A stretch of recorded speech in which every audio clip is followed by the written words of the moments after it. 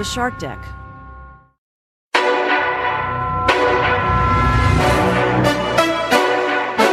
Hello and welcome to Palace Intrigue. I'm your host, Mark Francis. Part of the fun of looking at Harry and Meghan's taxes was the revelation that they paid almost £90,000 to Michelle Obama's former press secretary. The Mirror reports the money was paid by the Archwell Foundation to a PR company run by top US political spin doctor Kate McCormick Lelyveld. Lelyveld served as Michelle Obama's press secretary from 2007 to 2011. She has also been a PR advisor to Democratic grandees Hillary Clinton and former presidential candidate John Kerry. This has restarted the Meghan politics rumors, which we will look at tomorrow. The tax returns for Archwell show that £89,000 was paid to Miss Lelyveld's company KMLSA LLC for strategic support for social impact PR in 2021. The author of The War of the Windsors, Alexander Larman, believes that after Spare, there is no going back for Harry. After Harry published Spare, he knew exactly what he was doing. If he didn't know what he was doing, he's even more stupid than we thought he was. Anyone who isn't completely imbecilic would know that to publish a book like Spare with that level of attack on your family is essentially ending any kind of relationship you're ever going to have. Royal Public Relations expert Edward Coram-Janes takes a look at Schrodinger's invite. Is Harry going to the coronation or not, and which is more annoying?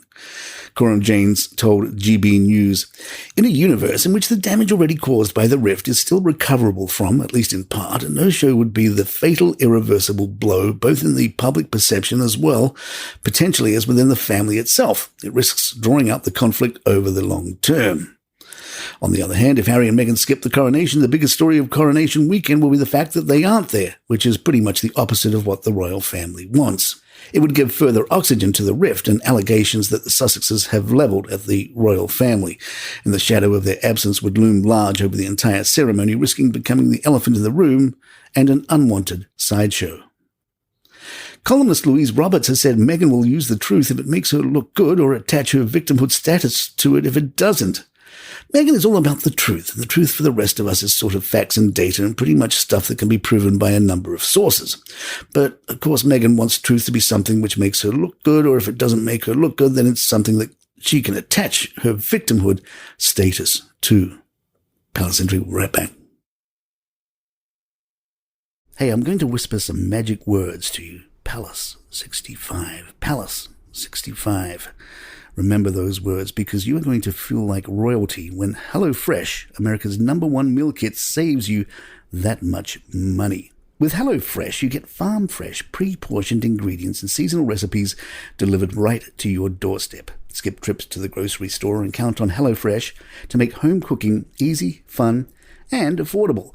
That's why HelloFresh now has 40 weekly recipes to choose from. You can say ta-ta to your recipe rut and treat yourself and your family to exciting new flavors every week. Looking for an easy way to eat well and save money? Cut back on expensive takeout and delivery and get started with HelloFresh. You'll love how fast and easy it is to whip up a restaurant-quality meal right in your own kitchen. In the time it takes to listen to Palace Intrigue here, you could be halfway done in prepping dinner. HelloFresh's latest line of meals featuring robust flavors and filling portions are ready in less than 15 minutes. Enjoy taste and quality done quickly with recipes like falafel power bowls, seared steak and potatoes with bayonnaise sauce, or Southwest pork and bean burritos. But here's the craziest deal for Palace Intrigue listeners. Go to hellofresh.com/palace65 and use that code PALACE65 for 65% off plus free shipping. That's hellofresh.com/palace65 for 65% off plus free shipping. That's one crazy deal. I'm Nina Hobson, ex-police detective from the UK. I've worked on every crime mentionable, from murder to kidnap to stalking to fraud. When I left the force, I launched my own investigations firm that soon became a global operation. I'm also a single mother of two, to two members of my team, my son Harrison and daughter Amy. Every week, we'll be getting first-hand accounts from psychological experts, operatives, former criminals, actual victims of the crimes that we investigate, and of course, my very own flesh and blood. From Storic Media, you're listening to Codename Siren, a true crime podcast. Available on YouTube and all major podcast platforms. Ingrid Seward gave several interviews speculating on the royals' plans for Easter. She believes the whole family will be there, except for Harry and Meghan, of course. She predicts that members of the family who will be at Windsor Castle include the Princess Royal and Tim Lawrence, Zara and Mike Tyndall and their children, Peter Phillips and his children and grandchildren, Princesses Beatrice and Eugenie with their husbands and children, Lord Snowdon and his children, and the Queen's niece, Lady Sarah Chatto, and her children. The Queen's consort children, Tom Parker Bowles and Laura Lopes, and their children may also go to Windsor for Easter. The Duke of York will also likely be there with his daughters, but it is not known if Sarah Ferguson will be in attendance. The Duke and Duchess of Edinburgh and their children may attend, as they were there last year.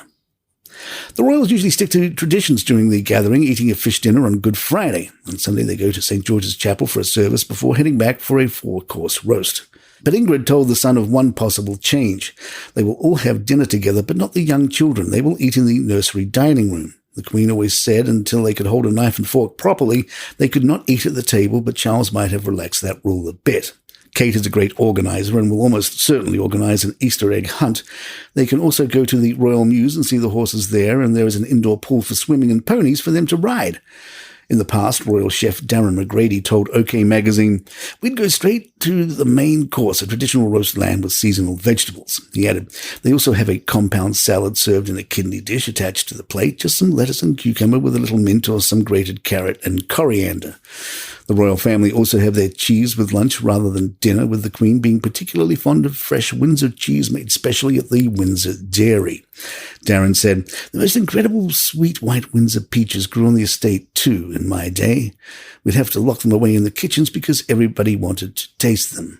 Ingrid Seward points out this is King Charles' first Easter, and although he won't be there for more than a few days, it is important he keeps up the tradition of the Easter court. It is an opportunity for the whole family to get together before the coronation, and no one is going to refuse an invitation from the king, whatever they are doing. Well, we can probably think of 2 people who would refuse.